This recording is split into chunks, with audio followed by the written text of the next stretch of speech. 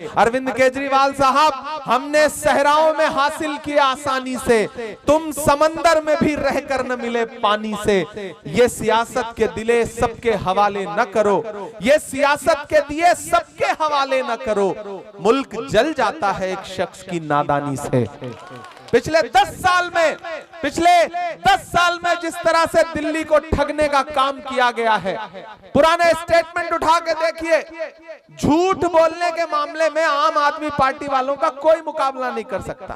पहले मैं सोचता था मोदी जी आगे हैं, फिर मैंने बाद में अरविंद केजरीवाल जी के भाषण थोड़ा गंभीरता से सुने, तब मुझे लगा भाई ये तो उनसे भी आगे का आदमी है।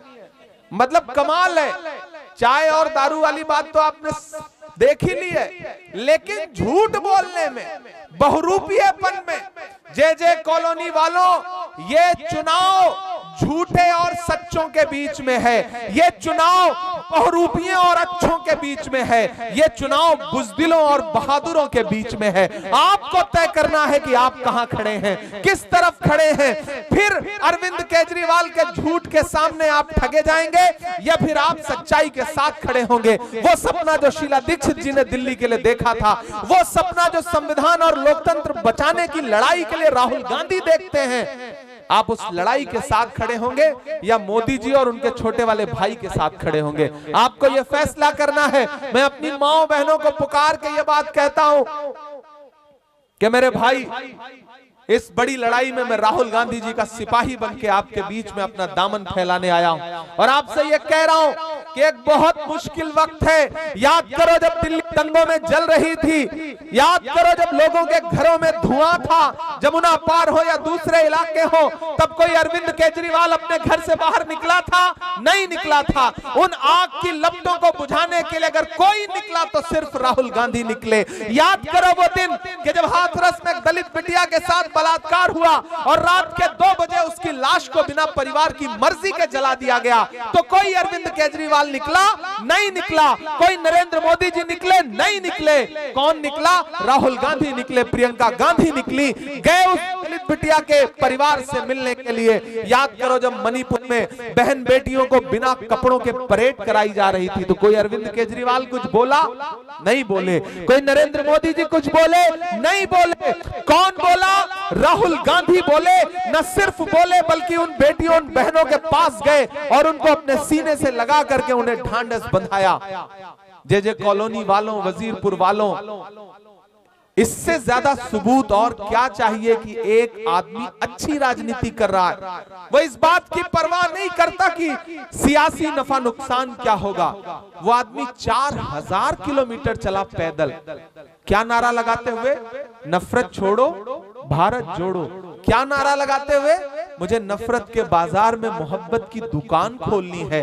अरे मेरी नई नस्लों, मेरे बुजुर्गों, मेरी माओ बहनों, आने वाली सदियां ये कहेंगी कि जब नफरतें उफान पर थी तो कोई एक शख्स था जिसे नरेंद्र मोदी और अमित शाह जी कहते थे कि वो शहजादा है, वो राजकुमार है। लेकिन मैंने अपनी इन्हीं आंखों से देखा है कि वो शहजादा जिसे नरेंद्र मोदी जी शहजादा कहते थे, वो एक टी शर्ट में, एक ट्राउजर में और एक जूता पहन करके कन्याकुमारी से कश्मीर तक 4000 किलोमीटर पैदल चलता रहा, अपने पांव के छालों की परवाह किए बगैर।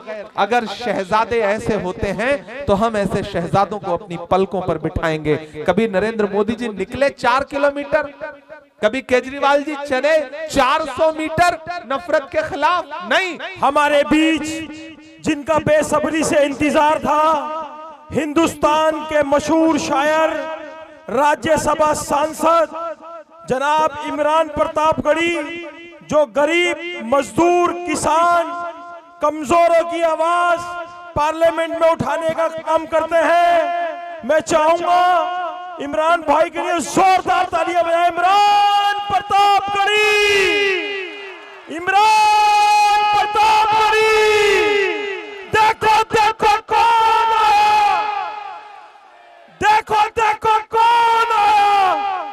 बहुत शुक्रिया जे कॉलोनी की जिंदा दिल आवाम का, आपकी बेपनाह मोहब्बतों के लिए। पहली बार आपके दयारे मोहब्बत में हाजिर हुआ। आपकी लोकप्रिय प्रत्याशी रागिनी नायक जी के समर्थन में आपसे गुजारिश करने आया हूं। यहाँ मौजूद पूर्व विधायक, हमारे उत्तर प्रदेश कांग्रेस कमेटी के पूर्व अध्यक्ष भाई अजय कुमार लल्लू जी, हरिशंकर जी आपके पूर्व विधायक, दिल्ली प्रदेश कांग्रेस कमेटी अल्पसंख्यक विभाग के चेयरमैन अब्दुल वाहिद कुरैशी साहब, प्रभारी शहनवाज साहब, भाई अशोक बसोया साहब, हमारे यूथ कांग्रेस के अध्यक्ष यहाँ के आमिर साहब, बदरुद्दीन साहब, तमाम और जो बुजुर्ग हैं, मैं सबका नाम लूंगा, वक्त भी कम है।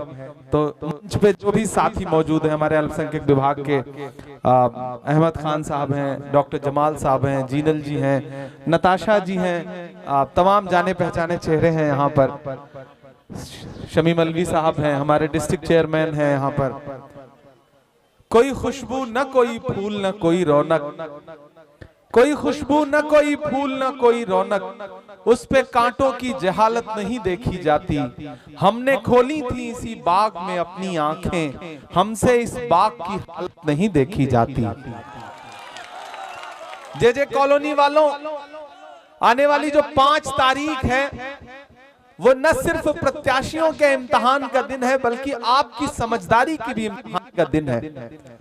आने वाली 5 तारीख को आपको घरों से बाहर निकलना है और न सिर्फ वजीरपुर के मुस्तकबिल का फैसला करना है, बल्कि दिल्ली के मुस्तकबिल का भी फैसला करना है।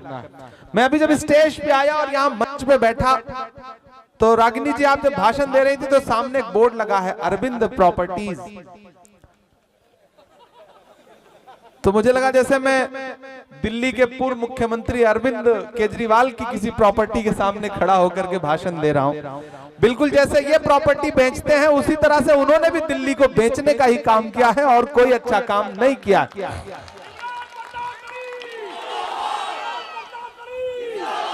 इस भीड़ में तमाम ऐसे लोग भी आए होंगे जिन्होंने अब तक मन नहीं बनाया होगा कि उन्हें किसको वोट देना है। मेरी आवाज उन माओ बहनों तक भी पहुंच रही होगी जो अपने घरों में हैं, मुझे सुन रही हैं, और उन्होंने अब तक जहन नहीं बनाया होगा कि उन्हें किसको वोट देना है। मैं अगले 10 मिनट आपसे मुखातिब हूं, फिर फैसला आप पर छोड़ूंगा। आप पर मतलब आप पर, उन पर नहीं। अब तो आप कहते हुए 5 बार सोचना पड़ता है कि आम आदमी बन के आए थे और ऐसे खास आदमी बन गए। जे कॉलोनी वालों, याद करो 2013 की वो शाम कि जब जंतर मंतर और रामलीला के मैदानों पर, सड़कों पर नारे लगाए जा रहे थे भ्रष्टाचार के खिलाफ। तो कभी आपने सोचा है कि उतने बड़े आंदोलन को खाद पानी कौन दे रहा था? उस आंदोलन के पीछे कौन था? तब मैं सियासत में नहीं था, लेकिन उस दौरान भी जब पूरे देश का मीडिया एक तरफा उनके आंदोलन को बता रहा था कि भ्रष्टाचार के खिलाफ बहुत बड़ा आंदोलन है, उस दिन से मैं कह रहा था कि अन्ना हजारे और अरविंद केजरीवाल के आंदोलन के पीछे आरएसएस है, भारतीय जनता पार्टी है। मैं उस दिन से कहता था, तब शायद मेरी समझ इतनी बड़ी ना रही हो, लेकिन मुझे अंदर से नजर आता था। मेरी छठी इंद्री कहती थी कि ये जो मंच पर खड़े होकर के भ्रष्टाचार के खिलाफ बड़ी बड़ी बातें करने वाले कुछ चेहरे हैं, दरअसल इनके पीछे मुझे आरएसएस की आवाज सुनाई पड़ती, इसके पीछे भाजपा। और याद करिए कि 2013-14 में किस तरह से शीला दीक्षित जी को और स्वर्गीय डॉक्टर मनमोहन सिंह साहब को क्या क्या नहीं कहा अरविंद केजरीवाल और उनके साथियों ने। और पिछले दिनों जब डॉक्टर मनमोहन सिंह साहब इस दुनिया से कूच कर गए, तब एहसास हुआ कि डॉक्टर मनमोहन सिंह साहब शख्सियत क्या थे, उनका जाना हिंदुस्तान का कितना बड़ा नुकसान है। मुझे याद है कि हम उस दिन अंतिम संस्कार में डॉक्टर मनमोहन सिंह साहब के शव के साथ चल रहे थे, रागिनी जी भी थी, सारे लोग थे, कांग्रेस के सारे लोग थे। मैंने देखा कि मेरी आंख के सामने दिल्ली के मुख्यमंत्री आतिशी जी भी चल रही थी और बड़ा गमगीन सी थी। मुझे देखी और मेरी नजरें मिली तो मेरा मन हुआ कि मैं इनसे कहूं कि आज डॉक्टर मनमोहन सिंह साहब की लाश के पीछे पीछे चलते हुए आप लोगों को शर्म नहीं आ रही, क्योंकि आप लोगों ने डॉक्टर मनमोहन सिंह साहब को क्या क्या नहीं कहा था। मेरे भाई, 2014 से शुरू हुआ वो सफर, आज तो मैं पूरे देश में घूम के पूछता हूं कि भारत मां की आंख के तारे कहां गए, भारत मां की आंख के तारे कहां गए, आरएसएस के राज दुलारे कहां गए। अच्छे दिनों की तरह उन्हें भी खोज रहा, कोई बताए अन्ना हजारे कहां गए। पिछले 7-8 साल से गायब है, कोई अता पता नहीं है। भ्रष्टाचार की बड़ी बड़ी बातें करके डॉक्टर मनमोहन सिंह साहब और शीला दीक्षित जी को बुरा कहने वाली सरकार 10 साल शासन में रही तो ऊपर वाले के लाठी में आवाज नहीं होती है। जो शीला दीक्षित जी को, सोनिया जी को, मनमोहन सिंह साहब को भला बुरा कहते थे, वो सारे लोग भ्रष्टाचार के आरोप में जेल काट के आए। उप मुख्यमंत्री, मुख्यमंत्री, मंत्री, ये ऊपर वाले का इंसाफ था जो अरविंद केजरीवाल जी के साथ हुआ, मनीष सिसोदिया जी के साथ हुआ। उसकी लाठी में बिल्कुल आवाज नहीं होती, वो बहुत खामोशी से इंसाफ करता है। जे कॉलोनी वालों, मैं रागिनी नायक जी के लिए आज यहां सिर्फ इसलिए वोट मांगने नहीं आया हूं कि ये कांग्रेस पार्टी की प्रत्याशी है।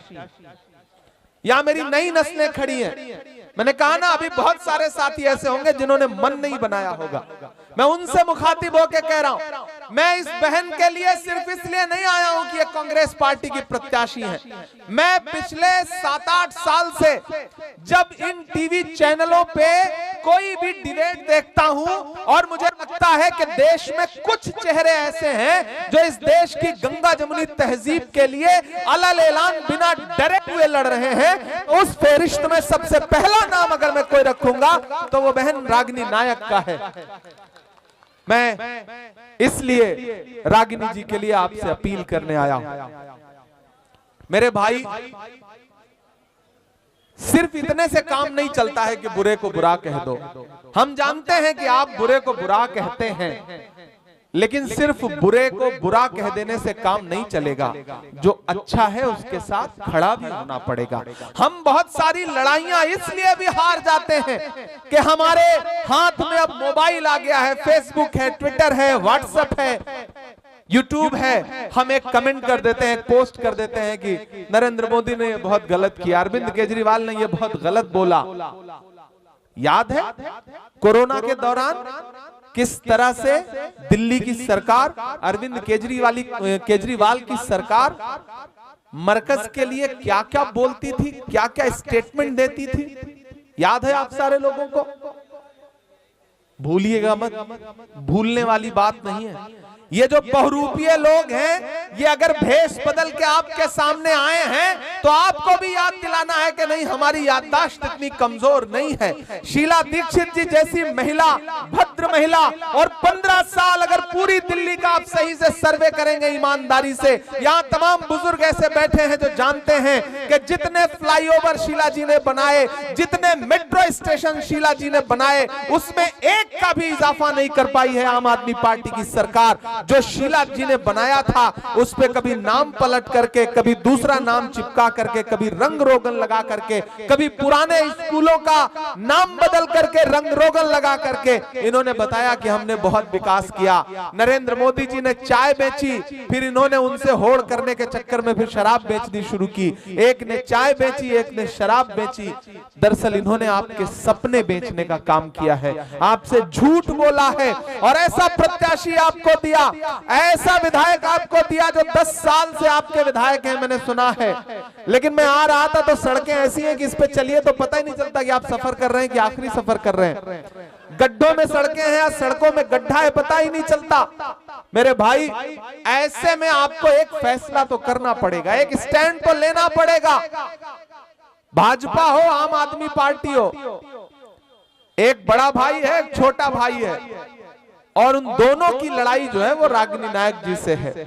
रागिनी नायक जी कांग्रेस पार्टी की एक तेज तर्रार न सिर्फ प्रवक्ता हैं, बल्कि पार्टी की लीडरशिप इन पे भरोसा भी जताती है। राहुल गांधी जी हो, सोनिया गांधी जी हो, प्रियंका गांधी जी हो, मैंने अपनी आंख से देखा है। मुझको पार्टी ने कहा प्रॉपर, मैं महाराष्ट्र था कल, मेरा कार्यक्रम था, मुझे पार्टी की तरफ से कहा गया कि इमरान बहुत शानदार चुनाव लड़ रही हैं रागिनी नायक जी, उनके लिए जाइए, अपने लोगों के बीच में जाइए, उन्हें समझाइए, उनको बताइए कि आदमी एक बार धोखा खाता है, 2 बार धोखा खाता है, तीसरी बार उसको संभलना चाहिए। 2 बार धोखा आप खा चुके हैं, अब तीसरी बार संभलने का वक्त है।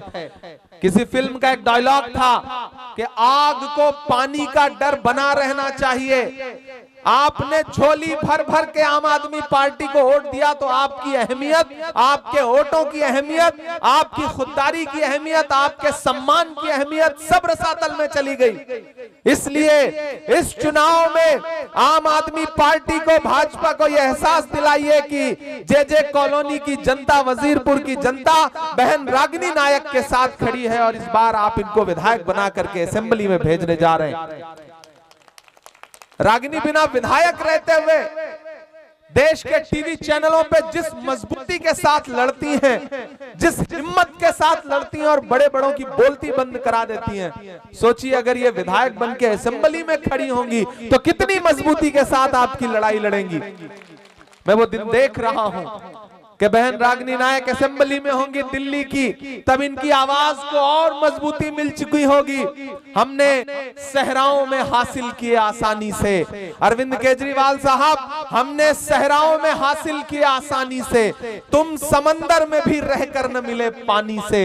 ये सियासत के दिले सबके हवाले न करो, ये सियासत के दिए सबके हवाले न करो, मुल्क जल जाता है एक शख्स की नादानी से। पिछले 10 साल में जिस तरह से दिल्ली को ठगने का काम किया गया है, पुराने स्टेटमेंट उठा के देखिए, झूठ बोलने के मामले में आम आदमी पार्टी वालों का कोई मुकाबला नहीं कर सकता। पहले मैं सोचता था मोदी जी आगे हैं, फिर मैंने बाद में अरविंद केजरीवाल जी के भाषण थोड़ा गंभीरता से सुने, तब मुझे लगा भाई ये तो उनसे भी आगे का आदमी है। मतलब कमाल है। चाय और दारू वाली बात तो आपने देख ही ली है, लेकिन झूठ बोलने में, बहुरूपियेपन में, जे कॉलोनी वालों, ये चुनाव झूठे और सच्चों के बीच में है, ये चुनाव बहुरूपियों और अच्छों के बीच में है, ये चुनाव बुजदिलों और बहादुरों के बीच में है। आपको तय करना है कि आप कहां खड़े हैं, किस तरफ खड़े हैं। फिर अरविंद केजरीवाल के झूठ के सामने आप ठगे जाएंगे या फिर आप सच्चाई के साथ खड़े होंगे। वो सपना जो शीला दीक्षित जी ने दिल्ली के लिए देखा था, वो सपना जो संविधान और लोकतंत्र बचाने की लड़ाई के लिए राहुल गांधी देखते हैं, आप उस लड़ाई के साथ खड़े होंगे या मोदी जी और उनके छोटे वाले भाई के साथ खड़े होंगे। आपको यह फैसला करना है। मैं अपनी माओ बहनों को पुकार के ये बात कहता हूं कि मेरे भाई, इस बड़ी लड़ाई में मैं राहुल गांधी जी का सिपाही बन के आपके बीच में अपना दामन फैलाने आया हूं और आपसे ये कह रहा हूं कि एक बहुत मुश्किल वक्त है। याद करो जब दिल्ली दंगों में जल रही थी, याद करो जब लोगों के घरों में धुआं था, जमुना पार हो या दूसरे इलाके हो, तब कोई अरविंद केजरीवाल अपने घर से बाहर निकला था? नहीं निकला था। उन आग की लपटों को बुझाने के लिए अगर कोई निकला तो सिर्फ राहुल गांधी निकले। याद करो वो दिन कि जब हाथरस में एक दलित बिटिया के साथ बलात्कार हुआ और रात के 2 बजे उसकी लाश को बिना परिवार की मर्जी के जला दिया गया, तो कोई अरविंद केजरीवाल निकला? नहीं निकला। कोई नरेंद्र मोदी जी निकले? नहीं निकले। कौन निकला? राहुल गांधी निकले, प्रियंका गांधी निकली, गए उस दलित बिटिया के परिवार से मिलने के लिए। याद करो जब मणिपुर में बहन बेटियों को बिना कपड़ों के परेड कराई जा रही थी, तो कोई अरविंद केजरीवाल कुछ बोला? नहीं बोले। कोई नरेंद्र मोदी जी कुछ बोले? नहीं बोले। कौन बोला? राहुल गांधी बोले। न सिर्फ बोले बल्कि उन बेटियों, उन बहनों के पास गए और उनको अपने सीने से लगा करके उन्हें ढांढस बंधाया। जे कॉलोनी वालों, वजीरपुर वालों, इससे ज्यादा सबूत और क्या चाहिए कि एक आदमी अच्छी राजनीति कर रहा है, वो इस बात की परवाह नहीं करता कि सियासी नफा नुकसान क्या होगा। वो आदमी 4000 किलोमीटर चला पैदल, क्या नारा लगाते हुए? नफरत छोड़ो, भारत जोड़ो। क्या नारा लगाते हुए? मुझे नफरत के बाजार में मोहब्बत की दुकान खोलनी है। अरे मेरी नई नस्लों, मेरे बुजुर्गों, मेरी माओ बहनों, आने वाली सदियां ये कहेंगी कि जब नफरतें उफान पर थी तो कोई एक शख्स था जिसे नरेंद्र मोदी और अमित शाह जी कहते थे कि वो शहजादा है, वो राजकुमार है। लेकिन मैंने अपनी इन्हीं आंखों से देखा है कि वो शहजादा जिसे नरेंद्र मोदी जी शहजादा कहते थे, वो एक टी शर्ट में, एक ट्राउजर में और एक जूता पहन करके कन्याकुमारी कन्याकुमारी से कश्मीर तक 4000 किलोमीटर पैदल चलता रहा, अपने पांव के छालों की परवाह किए बगैर। अगर शहजादे ऐसे होते हैं तो हम ऐसे शहजादों को अपनी पलकों पर बिठाएंगे। कभी नरेंद्र मोदी जी निकले 4 किलोमीटर, कभी केजरीवाल जी चले 400 मीटर नफरत के खिलाफ? नहीं, मैं चला हूं राहुल गांधी के साथ, मैंने देखे हैं उनके पांव के छाले। मुझसे मीडिया के साथ ही कहते थे कि इमरान साहब आप राहुल जी के साथ पैदल चल रहे हैं, क्या कहेंगे आप तो शायर हैं। तब मैं उनसे कहता था कि जो हर जालिम से टकराएगी वो आंधी बनाऊंगा, जो हर जालिम से टकराएगी वो आंधी बनाऊंगा। नए अंग्रेज आए हैं, नया गांधी बनाऊंगा।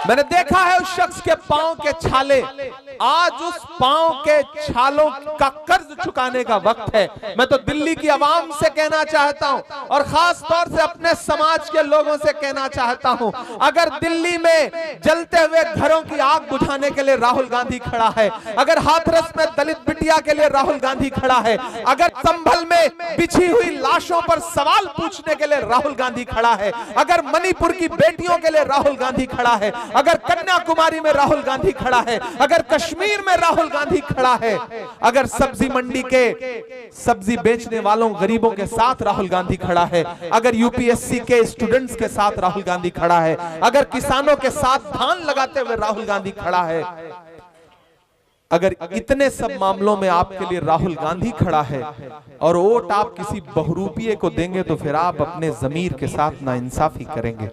ये मैं आपसे कहने आया हूं। आज रात में तन्हाई में जब सोने जाइएगा तो एक बार अपने दिल से सवाल करिएगा कि आया था 35-36 साल का एक नौजवान और आपके सामने अपना दामन फैला के ये कह रहा था कि इस देश को एक सच्ची और अच्छी राजनीति की जरूरत है। आपको अरविंद केजरीवाल ने ठगा, आपको नरेंद्र मोदी जी ने ठगा। अगर आप चाहते हैं कि इस देश में डॉक्टर बाबा साहब अंबेडकर का संविधान बचे, इस देश में लोकतंत्र बचे, महात्मा गांधी के सिद्धांत बचे, पंडित जवाहरलाल नेहरू के उसूल बचे, मौलाना आजाद के सपने बचे, तो फिर आपको राहुल गांधी के साथ, कांग्रेस के साथ खड़ा होना पड़ेगा। मैं अपनी बहन के लिए आपके बीच में आया हूं। यही तस्वीरें तो भाजपा वाले और आम आदमी पार्टी वाले नहीं देखना चाहते कि बहन रागिनी नायक के लिए अपना दामन फैला करके कोई इमरान खड़ा होकर के वोट मांग रहा है। यही वो तस्वीरें हैं, यही वो राजनीति है जो कांग्रेस पार्टी करती है। मैं आपसे अपील कर रहा हूं, आने वाली 5 तारीख को घरों से बाहर निकलिए। देखिए 10 साल में दिया, राजेश जी ने भी आपको कुछ दिया नहीं है, वो इतना गुप्त रहे कि नजर ही नहीं आए आपके बीच में। इसलिए मैं आपसे अपील कर रहा हूं कि 5 तारीख को घरों से बाहर निकलिए। और जिन्हें यह लगता है कि वह साजिश करके, पैसा बांट के, बरगला करके बहन रागिनी नायक का कुछ नुकसान कर लेंगे, मैं उनसे कहना चाहता हूं कि कैंची से चिरागों की लवें काटने वालों, कैंची से चिरागों की लवें काटने वालों, कुदरत के करिश्मों से लड़ोगे तो मिटोगे। तुम फूल को चुटकी में मसल सकते हो लेकिन खुशबू को बिखरने से नहीं रोक सकोगे। कांग्रेस की जो मोहब्बत की खुशबू है, इस खुशबू के साथ खड़े होइए, इस खुशबू के साथ चलिए। और ये जेल काट करके लौटे हुए अरविंद केजरीवाल जी, जेल काट के लौटे हुए मनीष सिसोदिया जी, जेल काट के लौटे हुए सत्येंद्र जैन साहब, और भी कई मंत्री हैं, मैं तो नाम ही भूल गया हूं, इतना उनका जेल का अप एंड डाउन चलता रहता है कि अब नाम याद रख पाना मुश्किल होता है। हम यहाँ अभी नाम ले रहे हैं, पता नहीं कौन सा आम आदमी पार्टी का मंत्री जो है वो जेल जा रहा हो या जेल जाने की तैयारी में हो, क्योंकि आपने शराब बेच करके चाय वाले को इतना चिढ़ाया, इतना कंपटीशन किया कि फिर उसने आपके साथ वही व्यवहार शुरू किया जिसके आप हकदार थे। मेरे भाई, मैं आखिर में आपसे ये कहूंगा कि बहन रागिनी नायक जी और अशोक बसोया साहब, अशोक भाई कहाँ हैं? अशोक भाई आप इधर आइए। अब इनको बहन बना लिया है तो आपसे तो अलग ही रिश्ता हो गया ना। तो मैं अशोक भाई और रागिनी जी दोनों लोगों को, जब मैं राजनीति में नहीं था मैं तब से जानता हूं, तब से रागिनी जी को सुनता हूं, अशोक भाई को, इनके संघर्ष को, इनके काम को देखता रहता हूं। जब तक शेर अपनी कहानियां खुद लिखना नहीं सीखेंगे तब तक अपनी कहानियों में शिकारी खुद को महान बताते रहेंगे।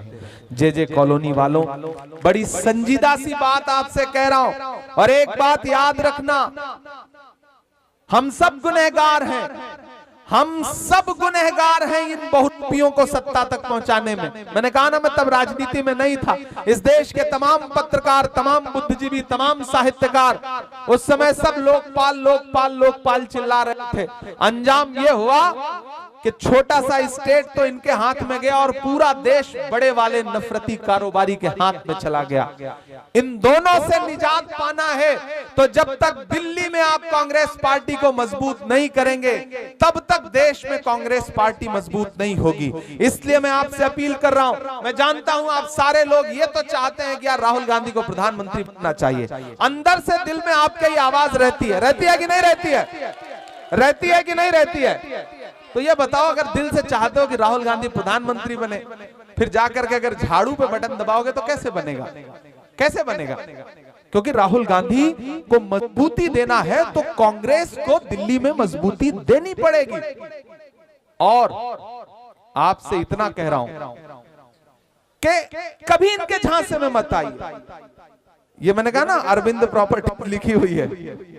मैंने कभी एक शेर कहा था, ये आपके बीच में आते हैं तो आप जैसी बातें करते हैं। ये वही हैं जो कभी मरकज को बदनाम कर रहे थे, कभी शाहीन बाग के बारे में क्या क्या बोल रहे थे। आप आम आदमी पार्टी के पूर्व मुख्यमंत्री के बयान उठा करके देख लीजिए, मौजूदा मुख्यमंत्री के ट्वीट उठा करके देख लीजिए, और अब आपके बीच में आए तो आप उनसे कहना कि किसी भी मौलवी से या के साधु से न छूटेगा। याद रखना और इन मिसरों को घर लेके जाना कि किसी भी मौलवी से या के साधु से न छूटेगा, मदारी के किसी करतब से जादू से न छूटेगा। सफाई कर रहे हो तो जरा दामन की भी कर लो, हमारे खून का धब्बा है झाड़ू से न छूटेगा।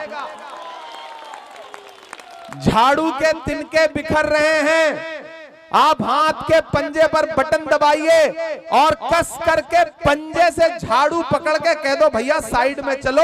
अब तुम दिल्ली का कचरा नहीं साफ करते, जो तुमने दिल्ली में कचरा फैलाया है उसको कांग्रेस पार्टी साफ करने का काम करेगी। ये मैं आपसे गुजारिश कर रहा हूं, ये मैं आपसे अपील कर रहा हूं। साथियों, आने वाली 8 तारीख को परिणाम आएगा, 8 तारीख को रिजल्ट आएगा।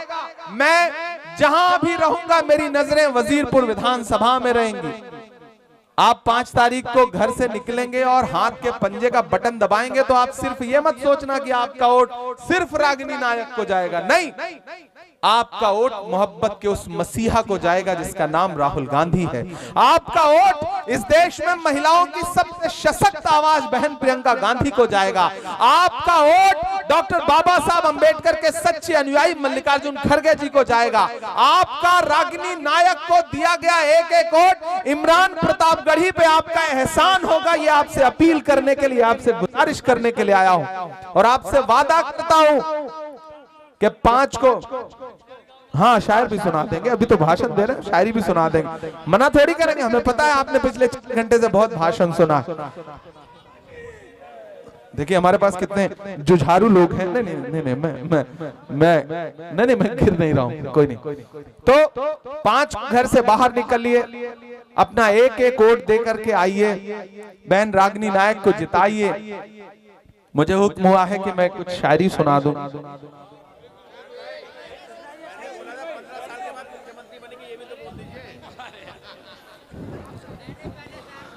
हाँ मैं सुना देता हूं। मैं पहले 4 मिसरे पढ़ देता हूं, आप बहुत अच्छा सुन रहे हैं। कि कहां सोया है चौकीदार। चौकीदार पे तो आप समझ गए मैं किसका नाम ले रहा हूं, समझदार हैं आपने। लेकिन अगला कहने जा रहा हूं उस पे समझ के बताइएगा, तब मुझे लगेगा कि आप सच में समझदार। कि कहां सोया है चौकीदार, कहां बैठा है पलटी मार। पलटी मार समझ रहे हैं ना? मैं नाम नहीं लूंगा, नहीं समझ जाएंगे। वो जो नाम लिखा है मैं उसी का जिक्र कर रहा हूं। कि कहां सोया है चौकीदार, कहां बैठा है पलटी मार। अरविंद ने कर डाला इस दिल्ली का बंटा धार, कहाँ बैठा है पलटी मार, कहाँ सोया है चौकीदार। के चाय बेचने वाला पूरा भारत बेच रहा है। किसी शायर के लिए इससे बड़ी कामयाबी क्या हो सकती है कि वो एक मिसरा पढ़े और उससे पहले सामने के लोग उसे दोहराना शुरू कर दें। ये किसी शायर के लिए, उसकी शायरी के लिए सबसे बड़ी खुशनसीबी की बात होती है कि चाय बेचने वाला पूरा भारत बेच रहा है। इसी काम में हासिल उसे महारत बेच रहा है। कि रेल बिक गई, तेल बिक गया, बिका हवाई अड्डा, सब कुछ बिकता देख के खुश हैं अपने जेपी नड्डा। के जनता महंगाई की मारी करती हाहाकार, कहाँ सोया है चौकीदार, कहाँ बैठा है पलटी मार। बहुत शुक्रिया। आखिर में बस आपसे इतना कहूंगा,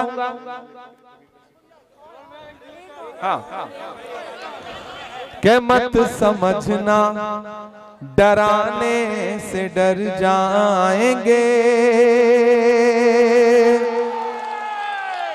आप थक तो नहीं गए? थक तो नहीं गए ना? तो मुझे लगना चाहिए कि मैं जिंदा दिल लोगों के बीच में खड़ा हूं जिनमें जोश है। आपकी तालियों का शोर वहां अपने राजमहल में बैठे मोदी जी तक और शीश महल में बैठे अरविंद केजरीवाल तक, दोनों तक जाना चाहिए। मैं पढ़ता हूं कि मत समझना डराने से डर जाएंगे, अब के सारी हदों से गुजर जाएंगे। मौत के नाम का खौफ देता है क्यों, मौत के नाम का खौफ देता है क्यों। मौत जिस रोज आएगी मर जाएंगे। मत समझना डराने से डर जाएंगे। कि हमने जमजम दिया, आबे गंगा दिया, तुमने भारत को दंगा ही दंगा दिया। और अगली जो दो लाइन है ना, उस पे पूरी जे कॉलोनी में किसी का हाथ खामोश नहीं रहना चाहिए। कि हमने जमजम दिया, आबे गंगा दिया, तुमने भारत को दंगा ही दंगा दिया। तुमने एक रंग के ख्वाब देखे मगर हमने हिंदुस्तान को तिरंगा दिया। ये तिरंगा बदन पर लपेटे हुए, ये तिरंगा बदन पर लपेटे हुए एक दिन इस जमीन में उतर जाएंगे। मत समझना डराने से डर जाएंगे, अब के सारी हदों से गुजर जाएंगे। ना इधर जाएंगे ना उधर जाएंगे, बन के खुशबू फजा में बिखर जाएंगे। मत समझना। जितने भी साथी मौजूद हैं, उठाइए अपना एक एक हाथ और मुझे यकीन दिलाइए पीछे तक कि आने वाली 5 तारीख को घरों से बाहर निकलेंगे। बहन रागिनी नायक को हाथ के पंजे के सामने वाला बटन दबा के अपना एक एक वोट दे करके आएंगे और मेरे ऊपर आपका एहसान होगा। निकलेंगे ना? एक एक वोट दे के आएंगे ना? बहन रागिनी को जिताएंगे ना? तो 5 को बहन रागिनी नायक को जिताइए। फिर आपके बीच में आपका शुक्रिया अदा करने के लिए आऊंगा। आज के लिए बहुत माफी, बहुत लंबे सफर से आ रहा हूं। महाराष्ट्र था, फिर उसके बाद किराड़ी गया और किराड़ी से यहाँ पहुंचा हूँ। अगले 6-7-5 दिन लगातार यहाँ जनसभाएं करनी है पूरी दिल्ली में। तो मैं आपका अपना हूँ, आपका बेटा हूँ, आपका भाई हूँ, आपके लिए संसद से सड़क तक लड़ता रहता हूँ। तो मेरी गुजारिश है कि मेरे आने की लाज रखिएगा।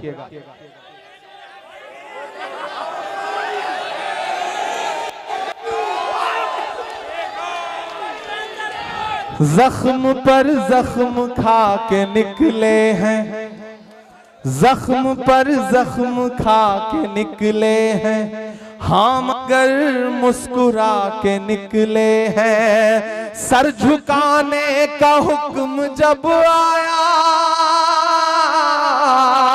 सर झुकाने का हुक्म जब आया, और भी सर उठा के निकले हैं, और भी सर उठा के निकले हैं कि हर सितम का जवाब आएगा, देखना इंकलाब आएगा। मेरा ईमान, मेरा यकीन बोल रहा है इन मिसरों में कि हर सितम का जवाब आएगा, देखना इंकलाब आएगा। अच्छे दिन का किए थे जो वादा, अच्छे दिन का किए थे जो वादा, उनका दिन भी खराब आएगा, उनका दिन भी खराब आएगा। हम तो निकले हैं मुस्कुराते हुए, हम तो निकले हैं मुस्कुराते हुए, और वो तिल मिला के निकले हैं, और भी सर उठा के निकले हैं।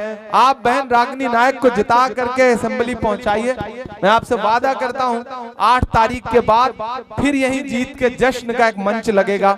मैं फिर आऊंगा और जितनी देर आप शायरी कहेंगे आपको शायरी सुनाऊंगा। ये मेरा आपसे वादा है। बहुत शुक्रिया, बहुत मोहब्बतें। हाँ हाँ बिल्कुल, चलिए उठाइए आप भाई। रागिनी जी चाहती हैं कि एक एक शख्स हाथ उठा करके उन्हें भरोसा दिलाए।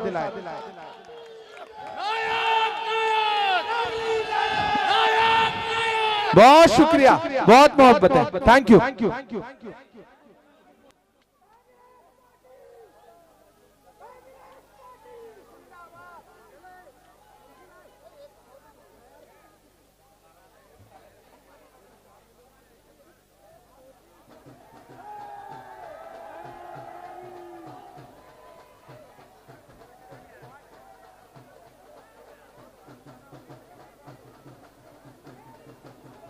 हेलो।